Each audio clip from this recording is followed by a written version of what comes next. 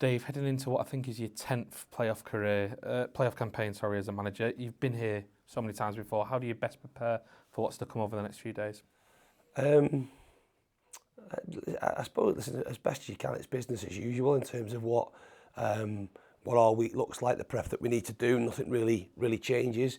There's obviously different dynamics around from our perspective, and maybe similar with Leyton Orient around players coming back and how that can affect your squad for next weekend. That may differ from this weekend, but I suppose you try not to overthink things. You want to try and get things in place as best as possible so that the week goes as smoothly as it can be.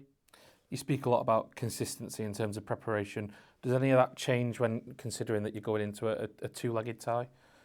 No, not really. Again, it's another one of them things around overthinking. I think you look at historical data and trends and what first legs look like and second legs look like. Ultimately, there's always a story to be written in playoff situations, and whether you're part of that story or not part of it will be dictated to by what happens on Saturday and then on Wednesday beyond that. So no, we'll set up to try and win the game as we do with every game. I suppose your thinking can be maybe slightly changed throughout the course of the game depending on what it looks like. We know that the game doesn't finish after the final whistle blows on Saturday, but that still doesn't certainly change preparation in terms of how you want to start it and how you want to go about it.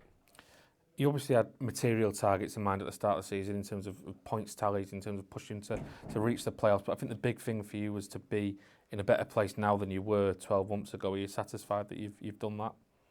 I think we're definitely that, aren't we? Because where we started in this division, there were maybe a lot of unknowns, unanswered questions around what we could do as a group, individually and collectively. So lots of positives. We got ourselves, like I say, into a good position and got ourselves into a mini competition at the end of the season where promotion now is only up for grabs by 4 teams.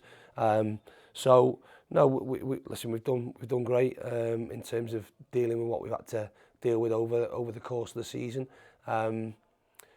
That's not forgotten about, but it's certainly put to a side now to concentrate on the games that are in front of us.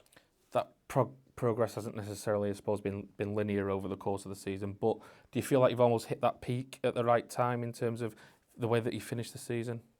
I suppose points return would suggest that we blocked the season off into 9 games, and I suppose our last block of 9 games is a block of 10 games. It's 4 9s and a 10. The block of 10, I think we've picked up 25 points, so that's our biggest points tally from those blocks. So that would suggest that's the case, but I think we've been pretty consistent with our performances.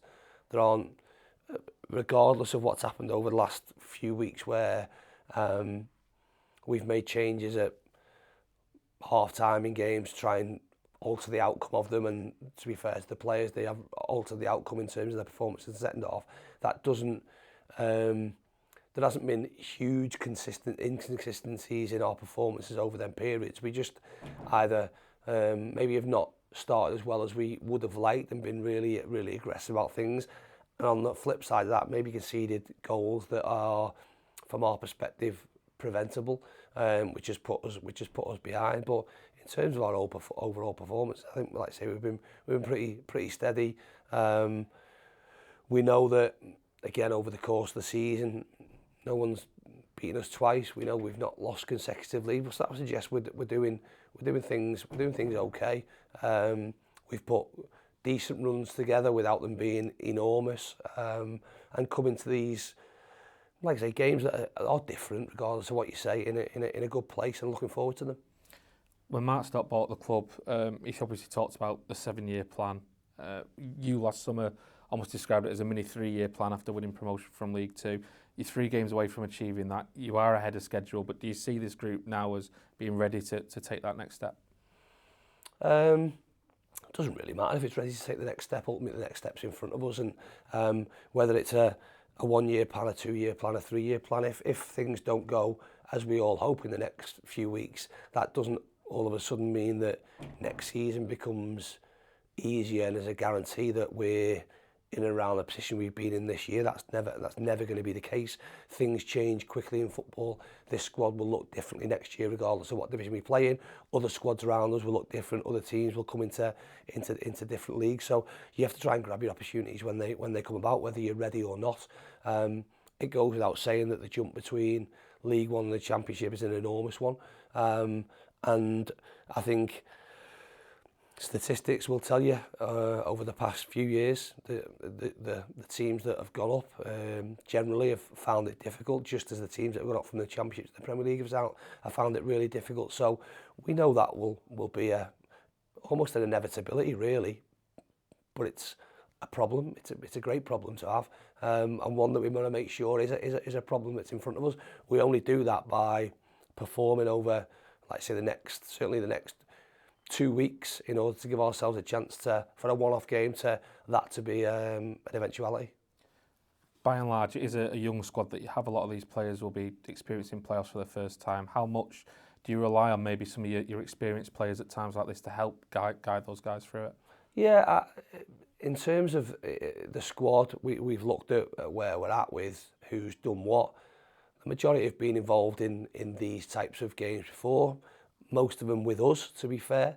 Others away from here as well. There aren't that many that haven't experienced it, which from our perspective is a positive. Nevertheless, they are different games, and as I said, there's always a story to be written. If you look at profile, whether you look at profile of a club or profile individually, these are the games where the majority of the country are watching, because the majority of the country are either season finished or their clubs aren't competing in these games. So there's a different audience and an opportunity to go and show what you can do and almost be a hero.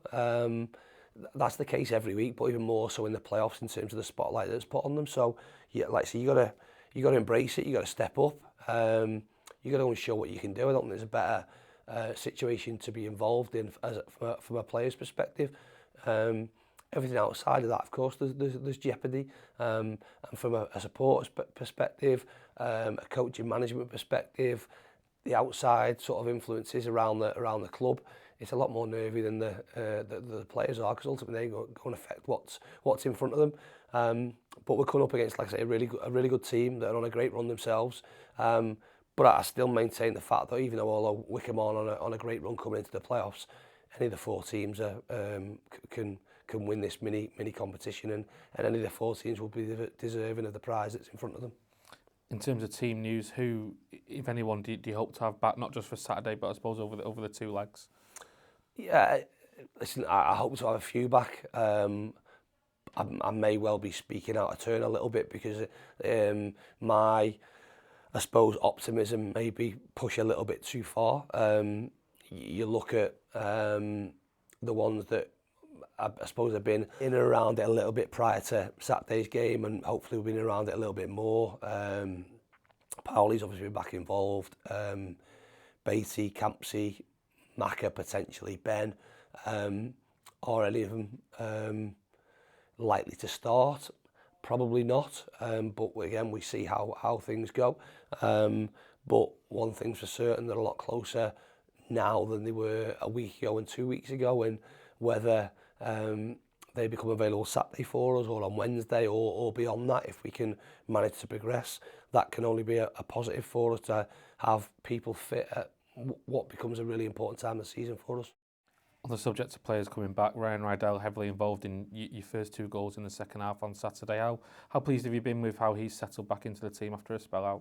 Yeah, right. Listen, Ryan's had a tough 18 months really. In terms of, again, I'm doing a project, and you look at, like, I suppose, psychological impacts throughout the time he's been here, that I've been here, really winning a National League title and missing a penalty at Wembley in a playoff final. coming back the following season, doing his cruise ship whilst we're travelling to an away game, missing the rest of the season, coming back pre-season this season, having another niggle as a knee injury that put him out. And little things have always sort of set him back. He's like gradually getting up to speed and up to fitness, if you like.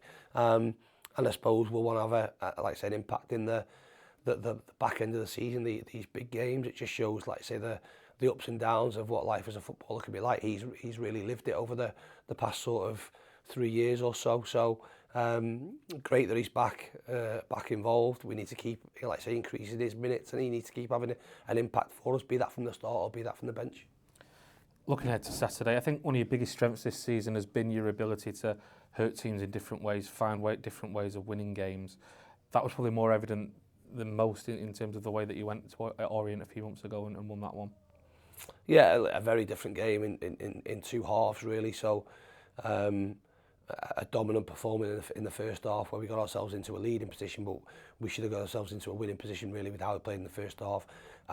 Second half, they, similar to what we've done really, made changes in terms of personnel and shape and where that fitted on the pitch and caused us problems, and we got penned back in. What we had to do was defend really, really well, which we did fantastically on the day. And although we were territory-wise under lots of pressure, I don't think Ben really had much to do in terms of saves, which was a credit to the lads in front of him. So we know that Leyton Orient are a good side themselves. They're different from when we played them in the league. Obviously Beckles is back for him, who's a big player. Dan Ajayi, who is a player that we spoke about ourselves a couple of years back, is fit and fighting for them. We know the threats that they have in terms of Kelman being a really good goal scorer and Donnelly being a provider. They've got threats all over the pitch. So we know that we're going to have to be good, but I know for certain that they know that that'll be the same, that we have threats all over the pitch. I think it's two good teams. Like I say, I think it's the 4 teams that are in the playoffs are deservedly in there with everything to play for. So whoever performs best on the 2 occasions over the next 100 and be more than 180 minutes, but 180 minutes as a minimum, will progress and give themselves an opportunity to be a championship club next year. Just finally, the club's obviously launched its Paint It Blue campaign this week, encouraging everyone to show their support. How important is that going to be for everyone, not just the fans inside the stadium, but the whole town to be unified behind your team over the next few weeks? Yeah, of course. That goes without saying. I think we've moved forward an awful lot over the last few years, and the club, the town has gone through some I'd say bad times, but times when it's not been as good as what it is now. So the opportunity for everyone to, like say, to come together.